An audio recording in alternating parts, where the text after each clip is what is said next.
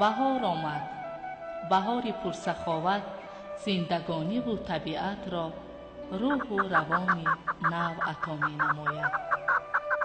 بابای دهقان به اطراف نگریسته امید می بندد به فیض و برکت دسترخوان، رزق و روزی فرزندان.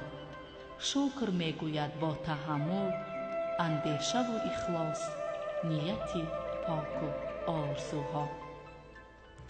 بهار هر سال می آید، ولی طبیعتش این است که ما انسانها را هرگز ترک نمی گوید و از خود در همه جا نقشه و نشانی می گذارد.